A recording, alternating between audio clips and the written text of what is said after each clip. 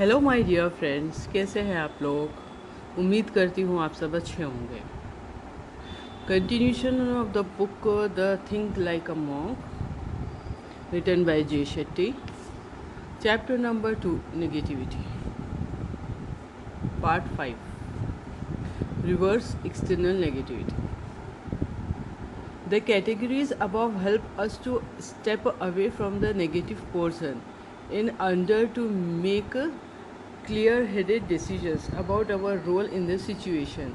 The monk way is to dig to the root, diagnose and clarify a situation so you can explain it simply to yourself. Let's use this approach to define strategies for dealing with the negative people. Become an objective observer.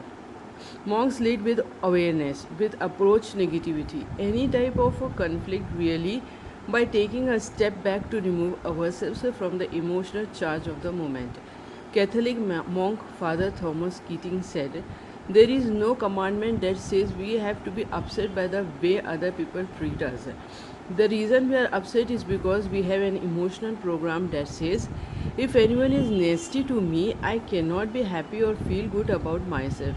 Instead of reacting compulsively and retaliating, we could enjoy our freedom as human beings and refuse to be upset.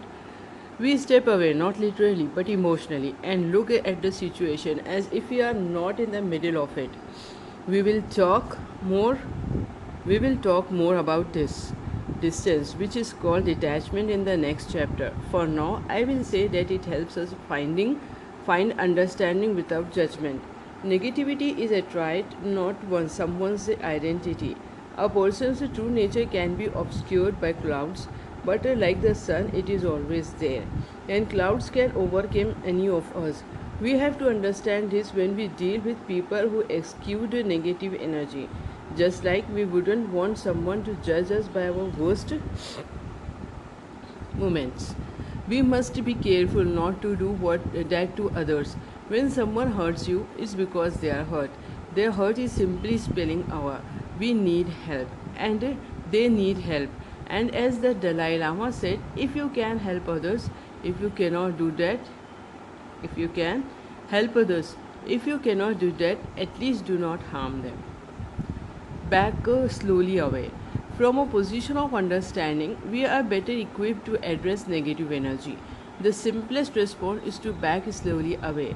Just as in the last chapter, we let go of the influences that interfered with our values. We want to cleanse ourselves of the negative attitudes that cloud our outlook.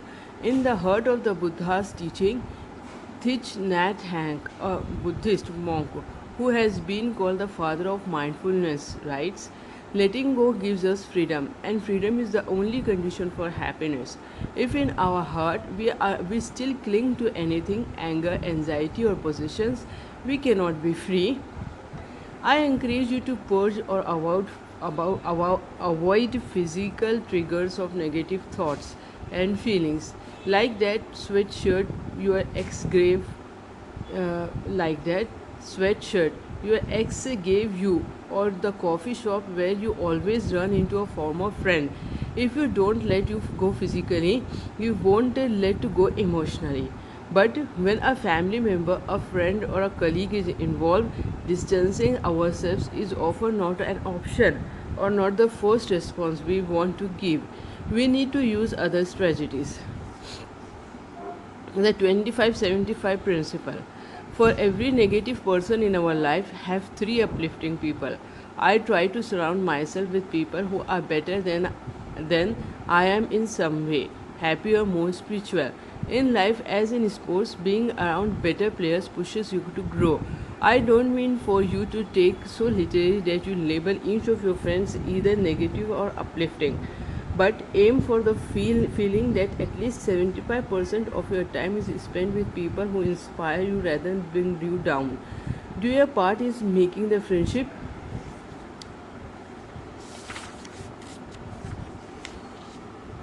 an uplifting exchange. Don't just spend time with the people you love, grow with them. Take a class, read a book, do a workshop. Sangha is the Sanskrit word for community, and it suggests a refuge where people serve and inspire each other. Allocate time.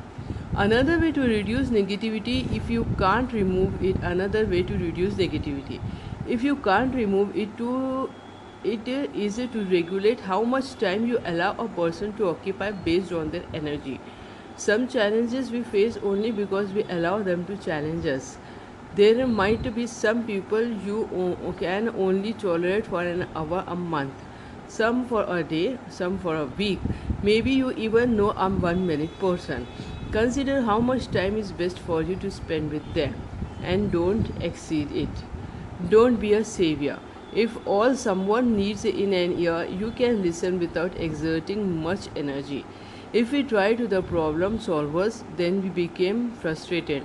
When people don't take our brilliant advice, the desire to save others is ego driven. Don't let your own needs shape your response. In Sayings of the Fathers, a compilation of teachers and maxims from Jewish rabbinic tradition, it is advised, don't count the teeth if someone else mouth in someone else's mouth. Similarly, don't attempt to fix a problem unless you have the necessary skills. Think of your friend as a person who is drowning. If you are an excellent swimmer, a trained lifeguard, then you have the strength and wherewithal to help a swimmer in trouble. Similarly, if you have the time and mind space to help another person, go for it. But if you are only a fair swimmer and you try to save a drowning person, they are likely to pull you down with them. Instead, you call for the lifeguard. Similarly, if you don't have the energy and experience to help a friend, you can introduce them to people or ideas that might help them. Maybe someone else is their rescuer. Reverse internal negativity. Working from the outside is in the natural way of decluttering. Once we recognize and begin to neutralize the external negativities, we become better able to see our own negative tendencies and begin to reverse them. Sometimes we deny responsibility for the negativity that we ourselves put out in the world. But negativity doesn't always come from other people, and it isn't always spoken aloud. Envy, complaint, anger, it's easier to blame those around us for a culture of negativity. But purifying our own thoughts will protect us from the influence of others. In the ashram, our aspirations for purity were so high that our competition came in the form of renunciation. I eat less than monk. I meditated longer than everyone else. But a monk has to laugh at himself. Is the last thought he had at the end of the meditation is, look at me, I outlasted them. If that's where he arrived, then what was the point of the meditation? In the monastic way, a compilation of quotes edited by Hannah Ward and Jennifer Wilde. Sister Christine Waldemorif says, in a monastery, the only competition allowed is to outstrip each other is showing love and respect. Competition breeds envy. In the Mahabharata, an evil warrior envies another warrior and wants him to lose all he has. The evil warrior hides a burning block of coal in his robes, planning to hurl it at the object of his envy.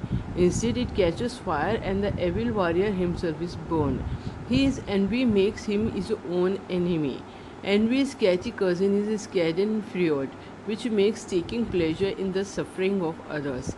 When we derive joy from other people's failure, we are building our houses and pride on the rocky foundations of someone else's imperfection or bad luck. That is not steady ground. In fact, when we find ourselves judging others, we should take note. It's a signal that our minds are tricking us into thinking we are moving forward, when in truth we are stuck. If you sold more apples than you did yesterday, but you sold if you sold more apples than you did yesterday, but you sold more today, this says nothing about whether I am improving as an apple. Seller. The more we define ourselves in relation to the people around us, the more lost we are. We may never completely purge ourselves of envy, jealousy, greed, lust, anger, pride, and illusion. But that doesn't mean we should ever stop trying. In Sanskrit, the word anartha generally means things not wanted, and to practice anartha nivruti is to remove that which is unwanted. We think freedom means being able to say whatever we want. We think freedom means that we can pursue all our desires. Real freedom is letting go of things not wanted, the unchecked desire that led us to unwanted ends. Letting go doesn't mean wiping away negative thoughts, feelings, and ideas completely. The truth is that these thoughts will always arise. It is what we do when them that makes the difference. The neighbor's barking dog is an annoyance. It will always interrupt you. The question is how you guide that response. The key to real freedom is self awareness. In your evaluation of your own negativity, keep in mind that even small actions have consequences. Even when we become more aware of others' negativity and say she always complaining, we ourselves are being negative. At the ashram, we slept under mosquito nets. Every night, we did close our nets and use flashlights to confirm that they were clear of bugs. Were clear of bugs. One morning, I woke up to discover that a single mosquito had been in my net and I had at least 10 bites. I thought of something the Dalai Lama said. If you think you are too small to make a difference, try sleeping with a mosquito. Petty negative thoughts and words are like mosquitoes. Even the smallest ones can rob us of our peace. Spot, stop, swap. Most of us don't register our negative thoughts, just I didn't register that soul mosquito. To purify our thoughts, monks talk about the process of awareness, addressing and amending. I like to remember this as a spot. Stop, swap. First, we become aware of a feeling or issue. We spot it. Then, we pause to address what the feeling is and where it comes from. We stop it. Spot, stop, swap. Spot a feeling or issue, stop to understand what it is, swap in a new way of processing. To consider it, and last, we amend our behavior. We swap in a new way of processing the moment. Spot, stop, swap. हम इसका continuation next video में करेंगे. Stop swap, spot stop swap. Bye for now, friends. Thank you very much.